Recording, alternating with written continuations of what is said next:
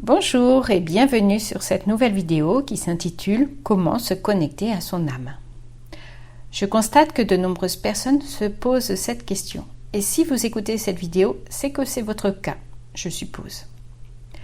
Alors, je vous félicite car c'est la base de tout. Se connecter à son âme, c'est chercher à vivre en harmonie sur Terre au quotidien. Cela permet par la suite d'envisager la vie autrement, bien au-delà de cette terre et de son quotidien. Cela donne une autre compréhension de qui nous sommes et pourquoi sommes-nous là, dans ce moment présent, à cette place, dans ce corps, avec cette famille, dans ce métier, dans cette ville, et pourquoi sommes-nous nés dans ce pays, avons-nous cette langue maternelle, etc. Ainsi, se connecter à son âme, c'est répondre aux questions existentielles qu'on se pose. Mais aussi, avec beaucoup de pratique, c'est avoir accès à la connaissance universelle. Nous en reparlerons, je vais un peu trop vite. En premier, je tiens à vous rassurer, vous êtes déjà en connexion avec votre âme. Ce n'est pas là la problématique. La problématique est comment entendre et suivre son âme.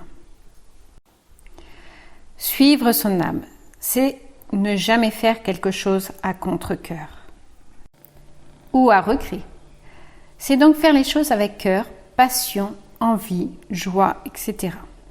Si vous faites les choses avec un sentiment positif, vous êtes en harmonie avec votre âme. C'est très simple. Alors, que faire quand il y a le doute? Quand on se pose des questions, quand on est dans le flou, la réponse est que le mental et l'ego ont pris le dessus. La solution est de prendre du recul, faire une méditation pour faire taire son mental, faire de l'introspection. Et sinon, mon outil préféré est l'écriture intuitive. Je ferai une vidéo spécialement sur ce sujet. Maintenant, voyons ensemble comment entendre son âme. Vous le savez, c'est l'intuition. C'est cette voix intérieure immédiate et plus rapide que la pensée. L'intuition est juste et donne des réponses simples et évidentes. Dès qu'il y a analyse, logique, réflexion ou doute, c'est le mental qui parle. L'intuition marche beaucoup avec le ressenti. Nous disons souvent « cette information résonne en moi ». Elle me parle, elle est importante pour moi. Donc tout le monde a de l'intuition, s'il y a une âme. Je mets en lien l'intuition et les signes, car c'est le même mécanisme. Pour écouter son intuition ou comprendre les signes de l'invisible, souvent évoqués par son âme d'ailleurs, il faut se mettre en état de recevoir. C'est la clé. Tiens, dans ce mot, il y a voir. Voir avec ses yeux, voir avec son cœur. Et si je regarde la définition, recevoir, c'est accepter ce qui est offert. Ce qui veut dire c'est prendre ce qui vient et donc sans le rejeter ou sans l'influencer. Pour accepter ce qu'il vient, il faut qu'il y ait de la place. Si vous êtes occupé à penser ou à vos routines, vous ne pouvez pas recevoir de nouvelles informations, de signes, de manifestations. Par exemple, si vous êtes en attente de signes ou de messages, vous allez vous focaliser sur des signes que vous connaissez, comme les plumes, les nuages, les heures miroirs, etc. Ainsi, focalisé, vous ne pouvez pas voir le message qui est sous vos yeux et qui répondra exactement à votre problématique. Je m'explique avec cette anecdote. Ma maison a pris du retard pour sa construction à cause des mesures de confinement que nous avons tous connues les années précédentes. J'étais inquiète de voir ma date de déménagement reculer, car je ne supportais plus l'appartement dans lequel je vivais. J'ai fait la demande et moins de 3 jours après, j'ai eu ma réponse sans équivoque. C'était un panneau publicitaire 4 mètres par 3 qui m'annonçait « Enseigne X, on déménage ». Et il précisait leur nouvelle adresse. La phrase « on déménage » faisait tout le panneau. Il y avait une personne avec un grand sourire commercial en photo qui portait ce message. Bizarrement, je ne l'ai vue qu'une seule fois, cette publicité, et à un seul endroit. Pour moi, c'était l'évidence que mon âme ou l'invisible répondait à ma question. Ce genre d'anecdote, j'en ai énormément. C'est quasi au quotidien que je reçois des messages, si et seulement si je suis en état de réception. Si mon mental est préoccupé par la liste des courses, mon boulot en retard ou le rendez-vous à prendre chez le dentiste, je ne verrai pas le panneau, je ne ferai pas attention à ce que je vois, ce que je ressens, ce que j'entends, etc. Maintenant, comment savoir si c'est un signe ou un message ou pas? Déjà, si vous vous posez la question, c'est cuit. Cela veut dire que votre mental est rentré dans la danse. Quand on reçoit un signe, on le sait et on connaît sa signification immédiatement.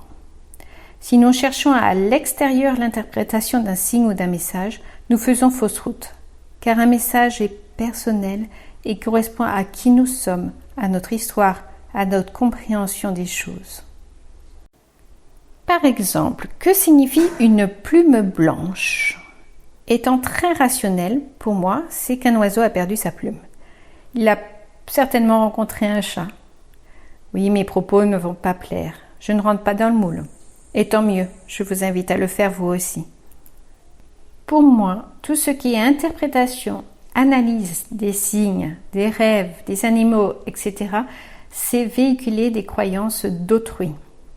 La seule interprétation juste est en vous. Elle vient de vous. Elle vous est unique. Ne cherchez aucune réponse à l'extérieur. Elles sont toutes à l'intérieur de vous. Il faut donc se connecter à son âme pour les recevoir. Comment se connecter à son âme? Comme vu précédemment, il faut suivre et développer son intuition. Pour ma part, j'ai fait beaucoup d'écriture intuitive, ce qui m'a permis de me connecter quotidiennement avec mon âme. Le problème, quand nous sommes en connexion, nous ne rappelons pas de tous les messages reçus, car ils sont subtils.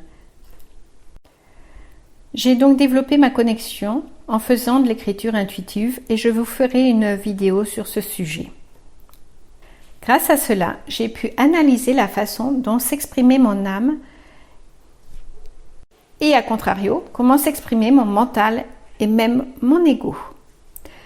Ainsi, dès que j'écrivais « je pense que »,« je crois que »,« je comprends que »,« j'analyse », je savais que c'était un classement, un jugement et donc le mental. Pour mon âme, elle me parle en disant « tu ». Elle exprime plus de ressenti et surtout, elle s'exprime avec des mots justes. Souvent, pour en comprendre le sens, je dois chercher dans l'étymologie du mot. Ainsi, le message est juste et percutant. Cela résonne. Avec de l'entraînement, cela devient une évidence.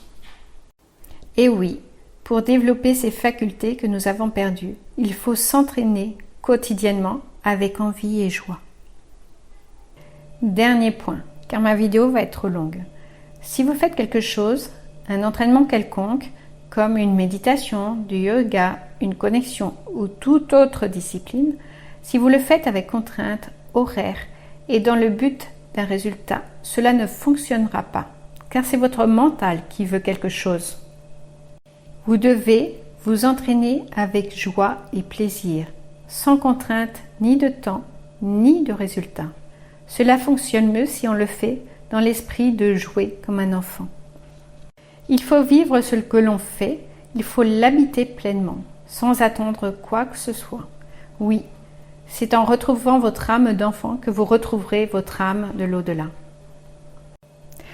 Je vous invite à écouter la vidéo qui se nomme Antarctica sur la chaîne de mon ami Âme Hypnose, à la minute 47. Je suis en état modifié de conscience, en pleine transe, et j'explique le sujet de l'âme que je vois. Cette connexion était exceptionnelle. Comme à chaque fois lorsque je suis connectée à des taux vibratoires élevés. Je pourrais vous en parler pendant des heures, mais je dois faire des vidéos courtes. Aussi, je vais arrêter là pour aujourd'hui. Conclusion. Quand nous sommes connectés à notre âme, nous nous sentons soutenus et guidés. les décisions sont beaucoup plus faciles à prendre. Et quand nous sommes sur la bonne voie et que nous sommes dans une activité juste, tout est facilité. La magie est visible. La vie devient beaucoup plus facile au quotidien, croyez-moi.